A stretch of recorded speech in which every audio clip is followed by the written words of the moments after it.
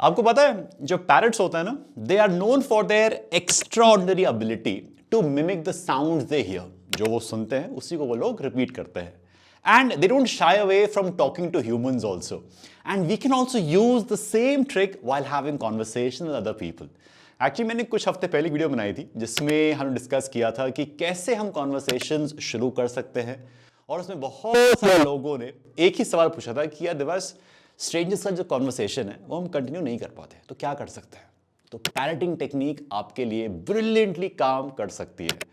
ये ट्रिक मैंने पढ़ी थी, एक बुक है how to talk to anyone में, तो वो बुक आप पढ़ सकते हो, वहां से मैंने ये पिक करी है। तो जब आपको लगे ना कि आप कॉन्वर्सेशन को आगे नहीं बढ़ा पा रहे हो, तो जो सामने वाला इंसान है जो बोल रहा है उसकी बात के 2-3 वर्ड्स को उठा लो और रिपीट कर दो। Let me show you an example, okay. Oh, I recently watched Stranger Things on Netflix and I loved it. And now you have no clue about Stranger Things. आपको पता ही नहीं है कि क्या है, कौन सा शो है, कौन सी सीरीज है, कुछ नहीं पता। तो क्या बोलोगे? Oh, Stranger Things. And then the person will say, yeah, I like the plot. It was so engaging. And then you'll say, engaging as in? देख रहे हो आप, मैंने वो वर्ड पिक किया और the other person gets to feel कि हाँ मेरी बातों में इंटरेस्टेड है और जानने के लिए इच्छुक है। Now without inputting much effort in the conversation you are able to continue it, and this technique helps people open up more. लेकिन इस टेक्निक को यूज करते वक्त आपको कुछ बातों का ध्यान रखना होगा, जैसे कि ये ट्रिक आप उस चीज पे यूज कर सकते हैं जब आप उस टॉपिक के बारे में ज्यादा नहीं जानते और आपको समझ नहीं आ रहा है कि क्वेश्चन क्या पूछना है। दूसरा, ये ओकेजनल यूज के लिए है और खास कर उन लोगों के साथ यूज हो सकती है जो आपके लिए नए हैं और आप उनके बारे में और जानना चाहते हैं। ऑनेस्टली 2-3 बार से ज़्यादा इसे यूज़ मत करना, मतलब लगेगा कि आप सिर्फ हवा में बातें कर रहे हो और कुछ कॉन्वर्सेशन का कोई सिद्धांत ही नहीं है। और लास्ट, आपको अपनी टोन पे बहुत ध्यान देना होगा यार।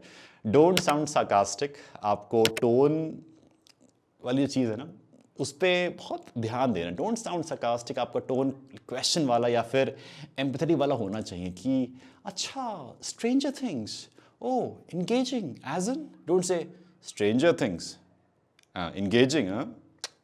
टोन पे वर्क करिए। अब करते हैं बात दूसरी ट्रिक की। अब जो मैं आपको बताने वाला हूं ना, वो आपके कम्युनिकेशन स्टाइल में बहुत छोटा चेंज होगा पर बहुत बड़ा इंपैक्ट लेके आएगा। क्या करना है? Stop using but. जो तशरीफ है ना, बट, इसको यूज करना बंद करो। जैसे हम कहते हैं ना कि I like it but I don't think it will work. मुझे वो अच्छा लगा पर बट उसमें वो बात नहीं है। India is a great country, but it has a lot of corruption. I love to go on a vacation, but I'm scared of flying. होता है ना, ये but खत्म ही नहीं होता है। Now you must be wondering, what's the problem with but? The problem is that it is unnecessarily limiting and negative. Let's come to the first sentence. अगर आपको कोई बोले, I like your work, but the design can be improved. यहां पर एक positive statement है और एक नेगेटिव स्टेटमेंट है, लेकिन ये नेगेटिव फीडबैक की तरह साउंड कर रहा है कि नहीं? पर अगर मैं इस सेंटेंस को ऐसे बोलूं कि I like your work and I feel the design can be improved, how does this sound? The statement sounds appreciative and there are high chances it will be well received by the listener. कोई गुस्सा नहीं होगा आपसे. When you talk positively, people will automatically like you. They will come back to you for feedback and to interact with you.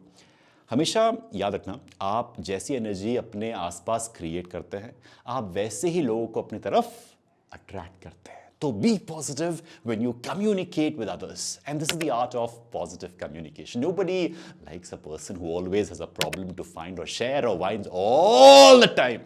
सुना होगा ना अपने आसपास के लोग कि भाई जिंदगी ही खराब है। Now the third trick is how are you? How are you? जैसे कि हम हाउ आर यू सुनते हैं तो हमारा ऑटोमेटिक रिएक्शन क्या होता है? I am fine, I am fine. चाहे हम फाइन हो या ना हो, आई एम फाइन बोल ही देते हैं कि बस काम चलो हो गया यार, खत्म, क्या फर्क पड़ता है। चलो, ट्रिक बताने से पहले एक कहानी बताता हूं आपको मैं। तो मैंने सीखा था अपने मैनेजर से। एक दिन मेरा मूड थोड़ा सा ख़राब सा था, हो जाता है कई बार काम करते करते, और मेरे मैनेजर ने मुझे कॉल किया। तो I saw the phone, thought कि कुछ काम ही होगा तभी फ़ोन आया। That's how manager works.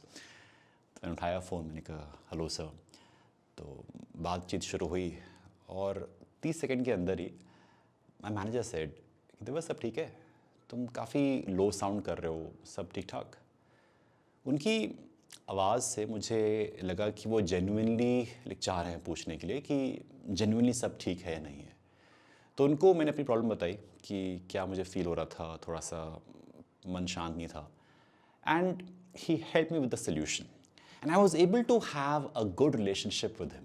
So if you want to build good relationships and communicate better, understand people's emotions through their voice, through their tone, and अगर आपको लगता है ना कि वो ऐसा साउंड नहीं है जैसे वो यूजुअली साउंड करते हैं, उनसे पूछ लो कि सब खैरियत है, क्या हुआ।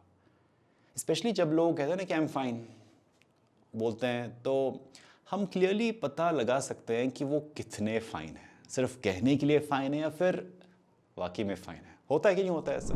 See, this trick is quite useful if you want to build a rapport with someone you like or maybe someone in your office, and that will work for you.